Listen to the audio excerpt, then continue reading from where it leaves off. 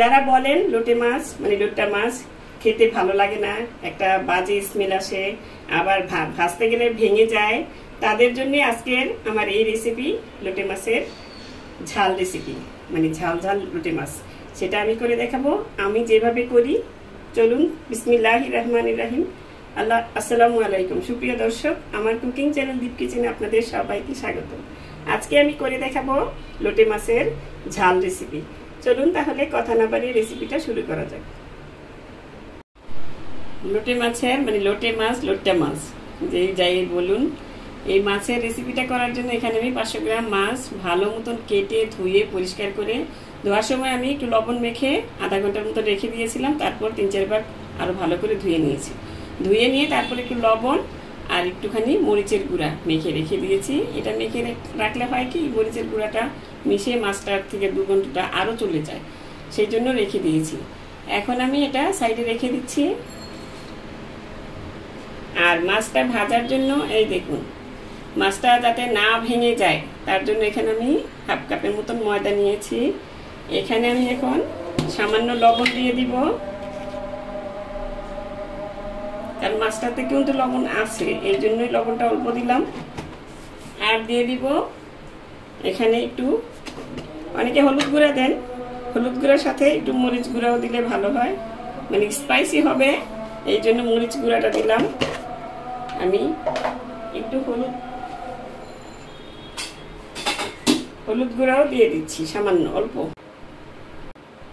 এটা দিয়ে তারপর এটাকে ভালো মতন মেখে নিতে হবে, মানে ময়দাটার সাথে মিশিয়ে নিতে হবে। ভালো মতো মিশিয়ে তারপর আমি এটা একটা সাইডে রেখে দেব। ওগুলো সাইডে রেখে দিয়েছি। এখন মাছটা রান্না করার জন্য একটা পেস্ট বানিয়ে নিব। তার জন্য এখানে কিছু মশলাপাতি নিয়ে নিয়েছি। প্রথমে নিয়েছি এখানে মিডিয়াম সাইজের একটা টমেটো, ছোট করে। এই টমেটোটা আপনারা কেটেও দিতে পারেন, আমি পেস্ট করে দিব। আর এখানে নিয়েছি 4-5টা কাঁচামরিচ, হাফ করে টুকরো করে নিয়েছি ব্লেন্ডার করার সুবিধার্থে। আর এখানে অল্প একটু আদা নিয়েছি 3 টুকরা। আর একটা মিডিয়াম সাইজের পেঁয়াজ এখানে আছে। আর দেশি রসুন 2টা, দেশি রসুন যেহেতু ছোট ছোট 2টা, কোয়াটা মানে খোসাটা ছাড়িয়ে নিয়ে নিয়েছি। এখন এগুলো সব একসাথে দিয়ে একটু পানি দিয়ে ভালো মতো স্মুথ একটা পেস্ট করে নিয়ে নিব। চলে এলাম মাছগুলো ফ্রাই করে নিতে। সব তো রেডি করে রেখেছি। এখন কড়াইতে তেল দিয়ে, সরষের তেল দিয়ে নিয়েছি আমি। সরষের তেলে এই মাছটা রান্না করব। এখন তেলটা ভালো করে গরম হয়ে গিয়েছে। এখন যে মাছগুলো আমি এই যে ময়দাটা মাখিয়ে রেখেছিলাম, সেই ময়দাতে আমি একটা একটা করে মাছ এইভাবে দিব। আর দিয়ে তারপরে একটু ময়দাটা আপনি এইভাবে ঝেড়ে নেবেন।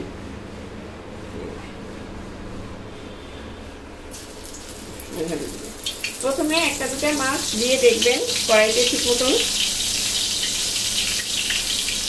এটা ফ্রাই প্যানে ভাজতে পারেন, আমিও ফ্রাই প্যানে, আমি বেশি করে মানে বিশেষ করে আমি এই কড়াইটাতে আমি ভাজাভাজি করি, এটাকে খুব সুন্দর ভাজা হয়ে যায়।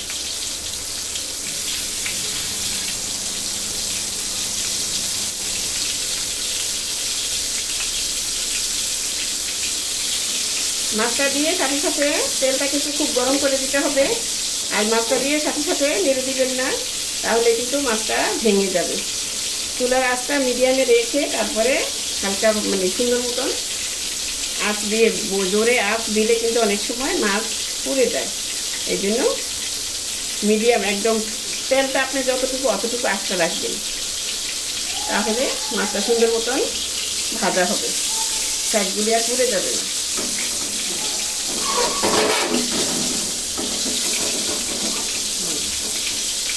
এভাবে দিয়ে প্রায় 2 মিনিট পর মাছটা একটু উল্টে দিবেন। এই দেখুন, মানে আমি এই কড়াইটাতে এই জন্যই ভাজাভাজি করি, একটু লেগে যায় না।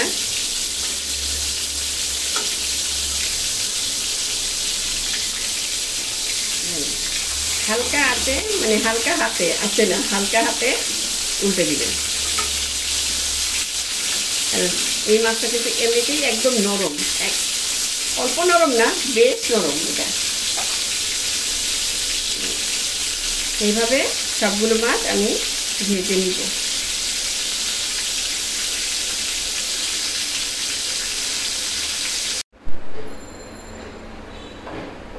মাছগুলো ভেজে নিয়েছি, দেখুন একটা মাছও ভেঙে যায়নি, কত সুন্দরভাবে একদম আস্ত রয়ে গিয়েছে। এখন আমি মূল রান্নায় চলে এলাম।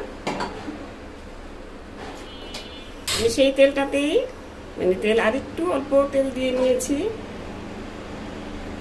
যেহেতু তেল বেশি করে দিয়ে ভেজেছিলাম, ওই তেলটাতেই আমি এখন মাছটা রান্না করে নেব। আমি আজকে কাটা পেঁয়াজ দিব না, কারণ এই মাছটা এমনিতেই কিন্তু মিষ্টি টাইপের হয় একটু, এই জন্য আমি পেঁয়াজ ছাড়া পেঁয়াজ বাটাটা দিয়েই রান্না করব। এখন তেলটা গরম হলে দিয়ে দিচ্ছি সেই ওই যে আদা, রসুন, পেঁয়াজ, টমেটো সব একসাথে ব্লেন্ড করে রেখেছিলাম সেটা।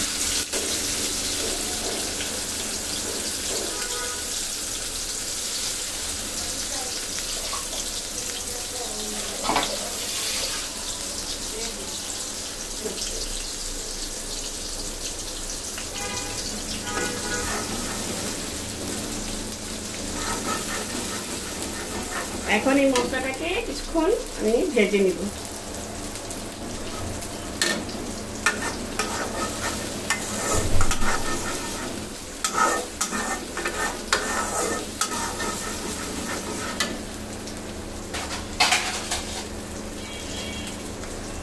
আমি ঢাকনাটা দিয়ে কিছুক্ষণ এটা কষিয়ে নিচ্ছি, প্রায় 2-3 মিনিটের মতন কষিয়ে নিব মশলাটা।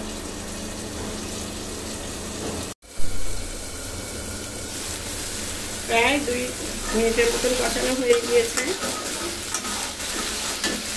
আসলে কি মশলাটা যত কষাবেন রান্নাটা আপনার তত সুস্বাদু হবে। আমি এখানে লবণ দিইনি, এখন যেহেতু মাছ ভাজার সময় লবণ দিয়েছি, 1 চামচের মতন লবণ দিয়ে দিলাম।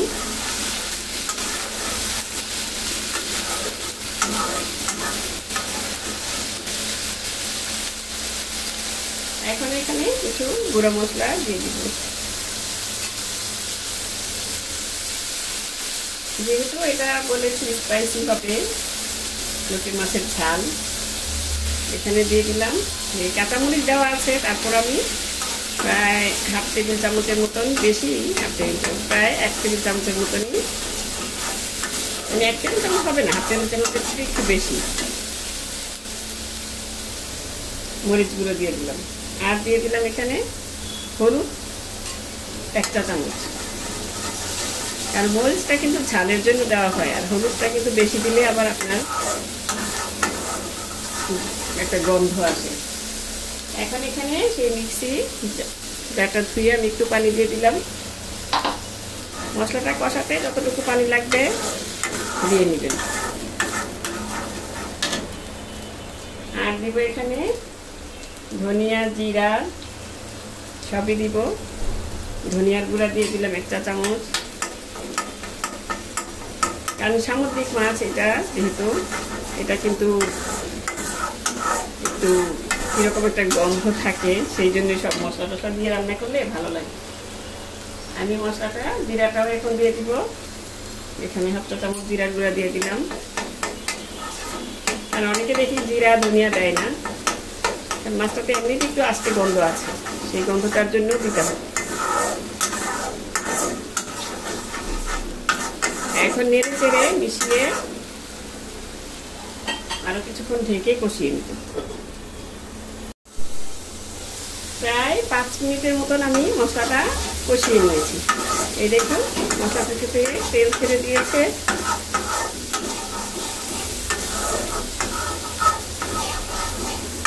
বললাম মশলাটা যত কষাবেন মশলার কাঁচা স্মেলটা চলে যাবে, সুন্দর একটা মশলা থেকে অ্যারোমা বের হবে, ভালো লাগবে, মাছটাও খুবই সুস্বাদু হবে। এখন আমি এখানে, এটা তো শুকনা শুকনাই হবে, মাখা মাখা পানিটা দিয়ে তারপরে আমি মাছটা দিয়ে দিই। এখানে মাছটা কষাতে যাবেন না, তাহলে কিন্তু মাছটা আবার ভেঙে দিতে পারে। মানে অনেক সময় মশলা কিন্তু আমরা অন্য অন্য মাছ মশলার সাথে কষিয়ে নিই, সেটা এই মাছের মধ্যে করা যাবে না, করলে কিন্তু মাছটা ভেঙে যাবে। এই জন্য এই পর্যায়ে লবণটা দেখে নিতে পারেন, লবণ আর কি লাগবে। আর মাছটা কিন্তু একটু লবণাক্তই হয়, এই মাছে সামান্য বুঝে শুনে লবণটা দিবেন।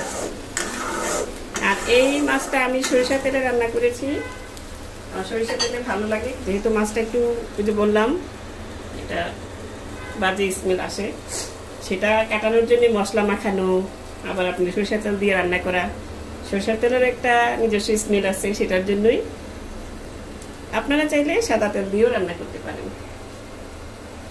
এখন পানিতে বলক আসলে আমি মাছগুলো দিয়ে দিব। দেখুন পানিতে বলক এসে গিয়েছে, এখন আমি আরেকবার একটু নেড়ে চেড়ে মাছগুলো দিয়ে দিব।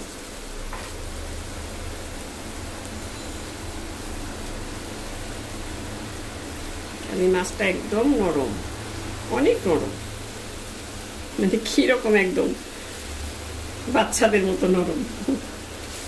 বাচ্চাদের যেমন ছোটবেলায় ধরা যায় না, ধরতে গেলে মনে হয় আল্লাহ কি হবে, এই মাছটার বেলায় এরকম।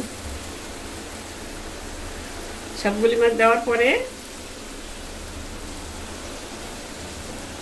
বেশি নাড়াচাড়া করবেন না, নাড়াচাড়া করলে কিন্তু মাছটা ভেঙে যেতে পারে, এই জন্যই কষানোর সময় মাছটা দিইনি।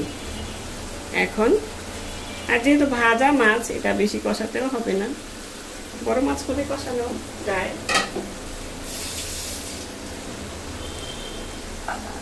এখন সামান্য হালকা হাতে একটু এভাবে গুলিয়ে দিলেই হবে,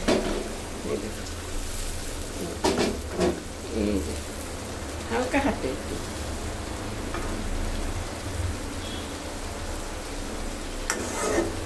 যেহেতু মাছটা স্পেশাল ভাবে ভাজা হয়েছে, এখন অতটা ওইভাবে যদি রান্না করতে চান তাহলে কিন্তু লোটে মাছটা মানে নাড়াই দেওয়া যায় না, কিরকম জানি একটু। এখন এটা ঢেকে আর 2-3 মিনিটের মতন আমি রান্না করে নেব।